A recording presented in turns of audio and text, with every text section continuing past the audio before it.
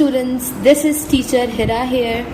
We are going to start our new chapter of chemistry, chapter number 1, Introduction to Chemistry. So what is chemistry in your point of view? Here is the definition of chemistry. Chemistry is the branch of science which deals with the composition, properties and structure of matter. And what is matter? Anything which occupies space is known as matter. Different scientists came and gave different theories about the chemistry. Contribution of different scientists in the history of chemistry. The Greek period, Greek philosophers like Plato, Aristotle and Democritus and many others contributed a lot in the number of small ways to the early development of chemistry. They introduced the concept of elements, atoms and the chemical reactions. According to them, all matter was derived from 4 elements: air, earth, fire and water. The Muslim period started from 600 to 1600 AD in the history of chemistry.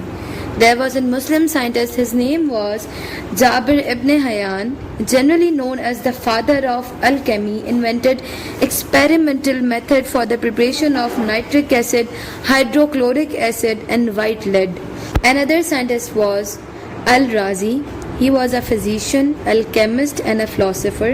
He was an expert surgeon. He divided the substances into living and non-living origins. Another scientist was Al-Biruni, contributed a lot in physics, metaphysics, mathematics, geography and history. In the field of chemistry, he determined the densities of different substances. Once the Muslim period was ended, the modern period started from 1627 to 1691 AD. The first scientist was Robert Boyle. He was also known as the father of modern chemistry. He put it forward the idea that chemistry should be regarded as a systematic investigation of nature with the sole aim of promoting knowledge. Another scientist was J. Black, made a study of carbon dioxide. J. Priestley discovered oxygen, sulfur dioxide and hydrogen chloride. Was further enhanced by Mendeleev, who discovered the periodic arrangement of the elements.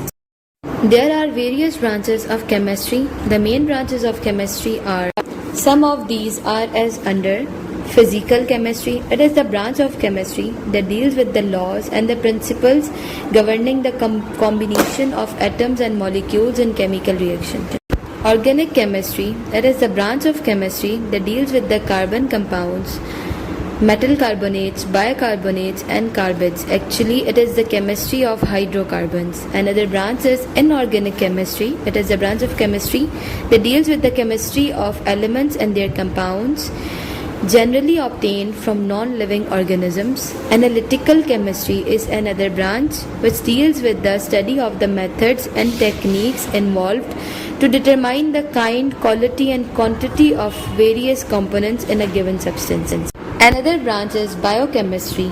It is a branch of chemistry that deals with the compounds of living organisms, example plants and animals and their metabolism in the living body. Another branch is industrial chemistry.